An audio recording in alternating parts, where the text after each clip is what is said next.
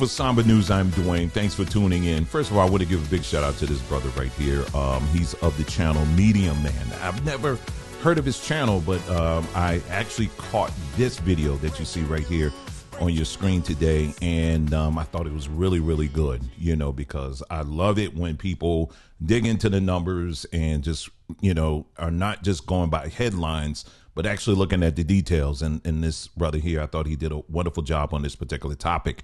And what topic am I talking about? Well, many of you have heard the claim that, you know, according to the CDC, 72% of children born in the Black American community are born out of wedlock.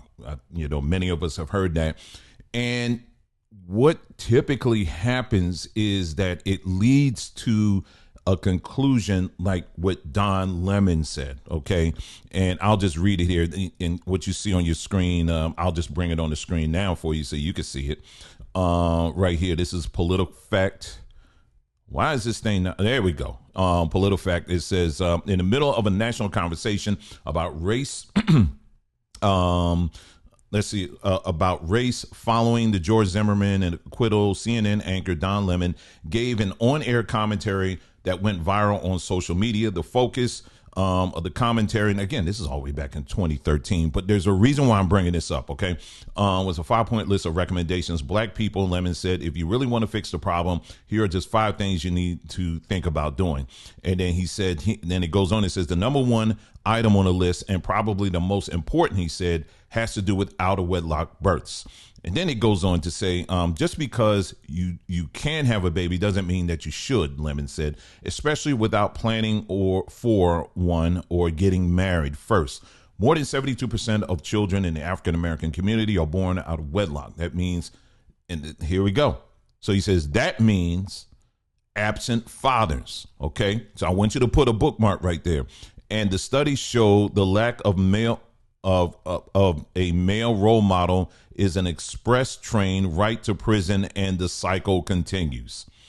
Okay, so I want you to put a bookmark there. Again, why are you talking about this? He said that all the way back in 2013. Well, there's a reason. In the video that I was talking about from Media Man, he is pointing out something that I have been noticing as well. And I told y'all, in this era of Kamala Harris and all of this, you know, everybody needs to shut up. We need to listen to black women at this time, and nobody needs to talk or anything like that. You need to sit down and be quiet. And again, and I'm going to keep saying it over and over again, she ain't black. Okay, so I'm going to keep saying that over and over again. But you got a lot of Black American women who have jumped on board to appoint her that. And so it is ushered in this whole wave of womanism and feminism, which is one and the same. And, you know, basically trying, you know, and has turned against black men who are saying, hey, listen, while we may support our black women, that doesn't mean we always got to agree with you. And because of that, black men who are not on the Kamala Harris train are being attacked. And what this brother is bringing out is it's not just black women. There's also a growing number of gay black men who are also coming after black men. And in his video, I don't want to steal any of his thunder. I just want you to go to his video. And in his video, he points out a few examples of gay black men who have taken on social media, particularly on TikTok, and are laying out black men for not being there for their children, right? And repeating what Don Lemon is saying. By the way, he's also a homosexual. Isn't this something how this all plays out? But yeah, so this is what they're laying out now. And again, I can't stress enough, make the time to go watch his video, because the person that he was pointing to in his video, this person was just rattling off different numbers, but he wasn't really showing the raw data. And a lot of people like to quote the CDC on that 72% number. But when it comes to another conclusion by the CDC, well, they don't want to talk about that one. Well, what other conclusion am I talking about? Well, the CDC has also said that when you measure between African or Black American men and white men and I believe Hispanic men and black men, when you put them all together, guess which fathers are the most involved? It's black American men. Now, some of y'all, I'm sure, know that, but there's a lot of people out here that have short memories when it comes to that. And but that's the other side. If you're going to quote the numbers, if you're going to quote the CDC, make sure you're quoting the CDC on that as well. Okay, that's the point. And that's very true. You have numbers of black fathers out here who are very involved with their children. They may not be living under the same roof as the mother of the child, but when it comes to the involvement of their children, they're very much involved, according to the CDC. So why is it that that's being left out of the conversation? And so, but yeah, he goes into great detail on this and really talking about just the breakdown on what really are the root causes of this thing. He's not saying that, he's not completely absolving black men of anything, but if we're going to really address this issue, you can't just kind of, treat it like some kind of smorgasbord and pick and choose the things that align with your stuff. You got to look at all the numbers. And when we look at all the numbers, you'll see that, no, it's not that we can't conclude that black men aren't involved and that's it. And what's so interesting is that even in this PolitiFact page, the conclusion of it is they're still saying that, well, he's actually right, because that 72% is actually 73. And so he's actually right with that number. He may be right with the number. The number is correct. I mean, according to, what the CDC is saying, but to conclude that that means absenteeism of the father's behalf, that's bogus. You have to go to the CDC. The CDC will tell you that themselves. But why did Don Lemon not bring that up? But anyway, so there's a couple of things I want to show you that kind of, it kind of brings this point home even more. So let me bring this article up real quick here. And again, they're quoting from the CDC study. Black dads more involved in activities with their children than other groups. And I'm going to play this video clip here. I thought it was really interesting here because the reason why I want to play this, and this article came out in January of this year, 2024, is because of the fact, again, we're on a warpath here. As black men, we are definitely on a warpath here. And this battlefield is looking very something. It really is.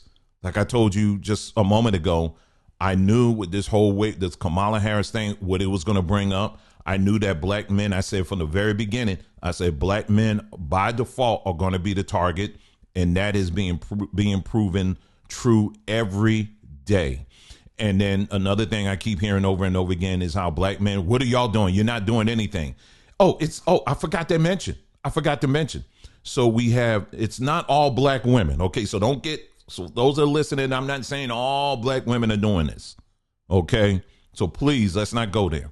But there are numbers who are. I'm talking about more, especially when we get into the political class, that are taking this path. So we got black women. We have homosexual men. And then we also have immigrants too. That's the other, we see a number of immigrants that have been taking target towards black American men. And I did a video. If you haven't seen this, I was responding to this guy who's an African who lives in the United States. He lives in New York. He had all this thunder and smoke for other people, but but still exercising a lot of patience and dealing with them. But when it came down to talking about black American men and what we're not doing, because he was saying black American men and also African men too, or whatever, but he was lumping us all in one big thing, some project he was working on. And because we weren't showing up, he was saying, see, why is it that what are black men doing, that black women can be proud of, and he was saying, he was naming all these different groups that are doing things that their women can be proud of. But between African men and black American men, what are you doing? Like it's some big mystery. And so my response to that video was basically showing all these different examples of black men who are doing things in the community to address these things. and to blanketly say that black men aren't doing anything is complete bonk. It's complete bogus. And so this video right here just adds another layer to it. So let's go ahead and play this video, and then we're gonna keep it moving here. Back new tonight, just like moms, dads matter. And there's research to back that up. When a dad is involved, the child's overall emotional and social well-being improves, and they also do better in school. A father's presence makes a positive difference, and that's why there's a group in Del Paso Heights working to make sure fathers have access to support and the resources they need to be present in their children's lives. ABC 10's Candace Red has more. In the heart of Del Paso Heights stands the Center for Fathers and Families. Fatherhood means responsibility. The nonprofit was founded in 1994 to help fathers thrive. There's a lot of organizations serving moms, and we believe that if fathers are served as well, everybody will benefit from it. The center offers several programs and services like parenting classes and support groups. Practical parenting for that parent that just needs a little extra support, especially the fathers. Co-parenting, which is the most exciting class we offer. One of the goals is challenging the absent black father myth. A 2013 study by the CDC shows 70% of black fathers who live with their children were most likely to be involved in activities like bathing, dressing, and driving their children to activities compared with their white or Hispanic counterparts. The sad thing is that dads have capes on their back, but they're never shown as heroes. Here's my son right here. This is after a church event. Author Threadgill has 2 sons and says the center has made a positive difference in his life. Classes have taught us how to enter into mediation, how to express yourself in mediation, how to get more time with your children through mediation. He says he wants the best for his children. I refuse to abandon my child. The center definitely has helped me be able to actually understand my role as a father. Brandon Jackson says his daughter means everything to him. It's just more of a spiritual connection, and it's a loving connection that I never would want to have broken. He enjoys the father-daughter dance most, hosted by the center. It's been more than a blessing just to be able to have those moments with her, and just to have her even be willing to still go with me as she's getting older. With 30 years of service, the center has grown to become a safe haven for fathers to get support, encouragement, and hope. You can win, we can all win together, and when we win together, the whole world is better. Or Candace Red reporting there. And the Center for Fathers and Families serves all to help strengthen the community. And that's something. So there's stuff like this going on all over, literally all over the country. You have black American men that are coming together to address these little gaps that are out there where, where help is needed. And so very proud of them, very happy to hear another story like that. Again, yes, there is a very high rate, according to the CDC, where black American men are outperforming white men and Hispanic men when it comes to involvement with our children. That is something I'm gonna keep saying over and over again, because we have to compete. We have to go against the lies that are being spread. See, we used to could say it's the mainstream media, but now it's people that look like us. Now it's preachers, black preachers. Now it's some black women. Now you have the homosexual community that's repeating this. Now you got some immigrants that want to, you see what I'm saying? This thing is looking very, very something. And it just shows you, again, I'm trying to show y'all, this is what we got to deal with as black American men. You understand what I'm saying? We're not saying, oh, we got to cry for them. No, just stop with the foolishness and stop lying. Now, in our final story that kind of ties in with all of this, this just happened. Now, this story comes to us right here in Arizona. And this is a man who actually called the police. He called 911 because his child was missing. But in this case, he actually knew who took his child. Well, it was the mother of his child, who happened to be someone who was dealing with drugs. Well, I'm going to play the clip for you, and I want you to see exactly how it went down for him. And all he did simply was to call the police because his child was missing. I want you to take a listen and look at how it went down for him. The police body-worn cameras released to Fox 10 this afternoon involving an officer and a 911 caller whose daughter was kidnapped. The father was the one to call police and then was detained by 2 officers within minutes. Fox 10's Lindsay Regis broke the story on Thursday, and she joins us live now with more tonight. Lindsay. Yeah, Mark, last week we shared video taken by a neighbor. What we saw today from Mesa Police was the very first interaction the 911 caller had with the police officer through his body-worn camera. I was allowed to view the video, but could only record the audio. Hey, yeah, we're out with her. We're out with her. Relax. Stay here. Hey, relax. Yeah, sit down. Tonight we are hearing more of Darnay Cockrell's first interaction with a Mesa police officer after he called 911 to report his ex kidnapped his 4-year-old daughter. The audio is from the male officer's body-worn camera when he first saw Cockrell coming down the stairs. And I was running down the stairs. The officer was coming this way, and he was about right here. And when I was coming down, I jumped past him about right here, and I said, hey, my baby mom, she went this way. Last week, we showed you this viral video shot by a neighbor of Cockrell being detained by 2 Mesa police officers just after 6 a.m. on August 6. Cockrell tells the officer he won't sit down and that he has bad knees. He's telling me to get on the ground. I'm telling him I'm not getting on the I don't feel I should have been getting on the ground when I'm the parent that's calling and my kid is been taken. Tell me where am I going, man? I want to know where my kid at. We're out with your kid. I don't see her. Yes, because she's in the intersection.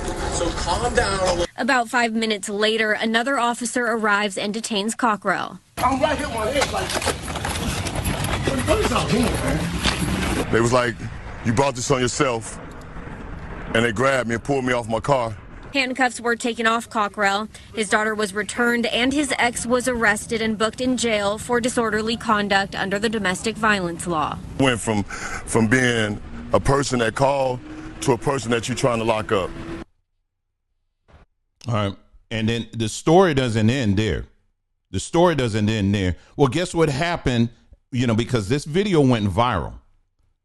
But guess what happened after this, after all this whole ordeal? And I'm gonna. And this is his ex. This is the mother of the child. And but guess what happened here? And it says police eventually took off the handcuffs, and the child was returned to him safely. While the girl's mother, Nicole Connor Sharp, was jailed on suspicion of disorderly conduct under the domestic violence law.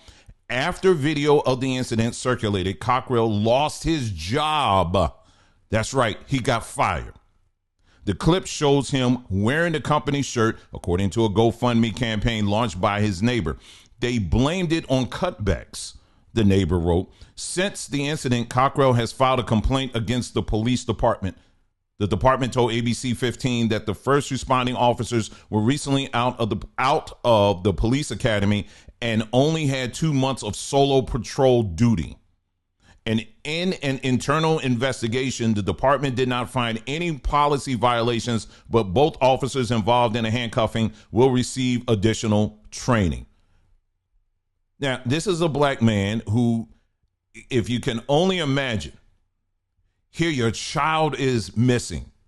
And I understand now, I know I'm going to have some people say, well, see, you should have complied. You should have just listened. But listen, have you ever had a child that was missing? It's literally like I remember this one time our son, he was very small. And, I know where my children are. I always know where my children are. You know what I mean? Like literally always. If they weren't in school, they were always like within arm's reach of me. Because for a little time, I was actually a stay-home dad. And I homeschooled our children. I was doing that, when in marriage, sometimes you got to one do the other and then you switch and all of that. So I always kind of knew where they were. There was this one particular day, I'll never forget. I went somewhere. Did I step outside for a minute? I don't know what happened. I came inside, my son, I couldn't even find him. And when I tell you, it felt like, only way I can describe it, it was like the whole half of my body just dropped.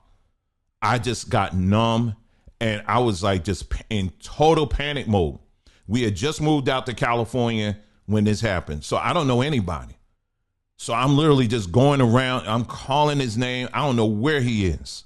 Well, come to find out, he had gone like across the street, and he was like behind this other apartment or something like that. And fortunately, we had good enough neighbors that was there to, say, we thought it was him, your child or whatever. But man, so I can't even imagine what this man must have felt. I got some idea. So police telling you, okay, calm down. First of all, you need to sit down on the curb and all of that. You ain't thinking like that. He ain't coming out with no gun. He ain't threatening to kill anybody. But yet he's the one that's being handcuffed. Now, on top of that, he lost his job, which means that how's he going to provide for his child? Which means that government services is going to come in and check on him and say, hey, listen, you ain't able to provide for your child. So I guess now your child is going to have to come with us. Or somehow the way the laws are written, they'll benefit the mother more than they'll benefit him. And so you'll get into a situation where the child may get taken away from him. Do you understand why we have to go this hard when it comes to protecting our black men? This is why I do this, and I'm going to continue to do this. And it's not just here. On Main Street, you got it here. But I also challenge even in the religious community as well. I did a video that I talked about why, where if you look at the church system, the way it's set up, particularly the black church, it's a women's organization. Now, I personally don't have a problem with that, but let's cut the crap and let's stop pretending as if it is a service or an organization that's designed for the whole family, because it's not. This is specifically designed to help women and children. It is not designed to address any real substantial needs of black men. Let's just keep it a buck. And I can respect that. I'm not mad at that. I'm just saying, let it be what it is. Do you understand what I'm saying? But I would say, when I say the black church, I'm even talking about, if you follow, this platform, we talk about how we came out of the Hebrew space, and in the Hebrew space, you see this a lot too. There's a whole undercurrent of anti-black male that's there. I've been attacked numerous times by black women using the scriptures to do that, simply because right is right. When you're calling out right, you got to do it. When you're calling out wrong, you got to do it. And you see it all through in the religious space. It's there too, but it has to stop. There's some channels out here, the only time they talk about black men I'm talking about religious channels, is when it has to do with some kind of curse that they found in the Bible. This must stop. And we have to stand up for our brothers, just like good men stand up for black women all the time. I know I do. And I know there's many others out there do it as well. We now have to really start taking a stand for our brothers, particularly in this hour, because this is it. This is it. You take out the men, it's a wrap. There is no more black community, period. So again, thank you for joining me. You guys take care. We got a lot of more content that's coming up. So stay tuned. You guys take care, and I'll see you next time.